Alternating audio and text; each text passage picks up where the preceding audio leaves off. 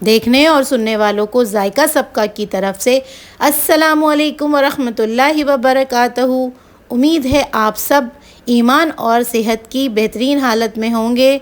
आप सबको जायका सबका की तरफ से ईद मुबारक। आज की अच्छी बात, सूरह हमज़ा में अल्लाह ताला फरमाते हैं, तबाही और बर्बादी है हर उस शख्स के लिए जो दूसरों के ऐब ढूंढते और लोगों की पीठ पीछे बुराइयां करते हैं। ईद क़ुरबा में सभी के घर में बारबेक्यू का इंतज़ाम होता है और बार बार किया जाता है। तो आज मैं आपके साथ बिहारियों की बिहारी सीख कबाब की ऑथेंटिक रेसिपी लेकर हाज़िर हुई हूँ। ये मेरी सास की ऑथेंटिक रेसिपी है। इस तरह की बिल्कुल चपटी चपटी सी स्ट्रिप्स काटनी होती हैं, बिल्कुल स्लिम स्लिम सी। इसको काटने के लिए जो तरीक़ा होता है उसके लिए मैंने एक वीडियो बना रखी है, उसका मैं लिंक शेयर कर दूँगी। तो उस तरह से आपने गोश्त काट लेना है। गोश्त 2 किलो है और बिल्कुल ताज़ा गोश्त है। 2 टेबल स्पून साबुत धनिया है, खसखस 1 टेबल स्पून है, धोकर सुखाया हुआ है।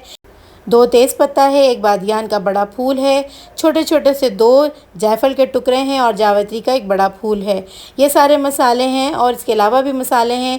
3 मीडियम साइज़ के प्याज को मैंने मोटा मोटा सा रफली सा काट लिया है, इसे पीसना है इसलिए।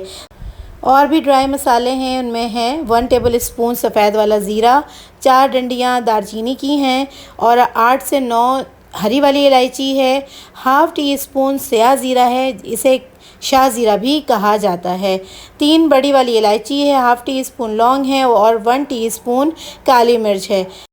पपीते का पेस्ट है, कोई सा भी ले सकते हैं, कच्चा हो या पका, वो मैंने हाफ़ कप ले लिया है।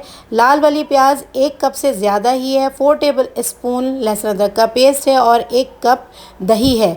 बिहारी सीख कबाब में काफ़ी सारे मसाले जाते हैं, जब भी इसका जायका बहुत ही यूनिक होता है। तो इन दोनों ड्राई मसालों को मैं एक साथ पीस लूँगी और ये वाला सुर्ख प्याज, दही और कच्ची प्याज, इन तीनों को मैं एक साथ पीस लूँगी। अब सारे मसाले मैंने पीस लिए हैं। प्याज और सुर्ख प्याज और दही के मसाले में मैंने लहसुन अदरक का पेस्ट, पपीते का पेस्ट और सारे ड्राई मसाले एक साथ उसमें शामिल कर दिए हैं। सुर्ख मिर्च और नमक ये हस्बे ज़ायका जाएगा, जितना आपका टेस्ट हो उसी हिसाब से शामिल करें।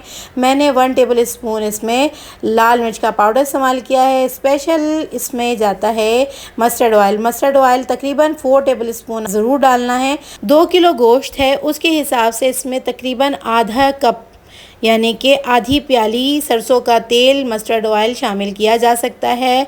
तो आप चाहें तो आप हाफ़ कप इस्तेमाल कर लें। मैंने 4 टेबल स्पून इस्तेमाल किया है। तमाम मसालों को अच्छी तरह से मिक्स करने के बाद इसे गोश्त में शामिल कर दिया है और अच्छी तरह से हाथ से मिक्स करके इसे मैरिनेट करने के लिए तकरीबन 2 से 3 घंटे या मैक्सिमम 4 घंटे के लिए रख सकते हैं, इससे ज़्यादा नहीं।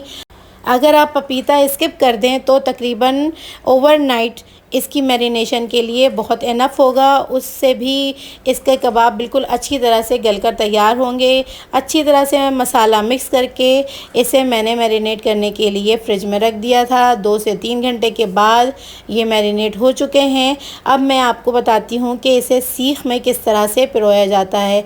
एक तो ये कि तिक्के वाली सीख अलग होती है और सीख कबाब की सीख अलग होती है। ये कुछ स्क्वायर स्टाइल की होती है और इसकी आगे से नोक शार्प होती है। इस तरह इसे बल देते हुए सीख में पिरो देना होता है और अगर कोई बल देने में मुश्किल हो तो उसे अच्छी तरह से लपेटा भी जा सकता है इस तरह से। तो इस तरह से इसकी जो लच्छे होते हैं भूनते हुए गिरते नहीं हैं और अच्छी तरह से सारे लच्छे बीच में भी गल जाते हैं और मसाला भी बीच में पहुंच जाता है। तो इस तरह से इसे सीख में पिरोया जाता है। अब मैंने तमाम सीखों में इसी तरह से लगा लिया है और इसमें भी मिर्चें बहुत लगती हैं हाथ में, तो आप चाहें तो आप ग्लव का इस्तेमाल कर सकती हैं। मुझे ग्लव के साथ थोड़ी सी मुश्किल हो रही थी तो इसलिए मैंने ग्लव उतार दिया था। इस तरह से करने के बाद सारा मसाला फिर से उसके ऊपर अच्छी तरह से पेस्ट कर दिया है और अब एक अंगीठी जिसमें बहुत सारा कोयला डाल करके मैंने रेडी कर लिया है। अंगारा जब दहक गया था और उसकी बिल्कुल जो लाली वाली शक्ल थी वो जब मुरझा गई थी, तब तमाम कबाबों को मैंने अंगीठी के ऊपर रख करके सेक लिया है। इसको सेकते हुए थोड़ी थोड़ी सी घी की भी ब्रशिंग करनी होती है। घी या आप मस्टर्ड ऑयल को भी ब्रश में इस्तेमाल कर सकते हैं। इस तरह से कबाब जो होते हैं वो ड्राई नहीं होते हैं और अच्छे से मॉइस्ट वाले तैयार होते हैं। आप देख सकते हैं कि कबाब बहुत ही मॉइस्ट से लग रहे हैं और इसमें जूसेस अभी बाकी हैं। अगर इसे ज़्यादा देर तक सेका जाए तो इसके तमाम जूसेस जो हैं वो ख़त्म हो जाते हैं और कबाब काफ़ी ड्राई लगते हैं खाने में।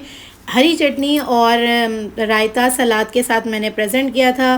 खाने में बहुत लजीज होते हैं। मेरी सास की बिल्कुल ऑथेंटिक रेसिपी है, यानी बिहारियों की जद्दी पुश्ती रेसिपी है। इसी रेसिपी से जब आप बनाएंगे तो आपको बिहारियों वाला ही स्पेशल टेस्ट मिलेगा। पराठों के साथ या पूरी पराठा के साथ इंजॉय करें, यकीनन आपको बिहारियों वाला टेस्ट ही मिलेगा। मेरे चैनल को लाइक और सब्सक्राइब कर लें। अगर आपने अब तक अपने दोस्तों के साथ इसे शेयर नहीं किया है तो शेयर भी कर लें।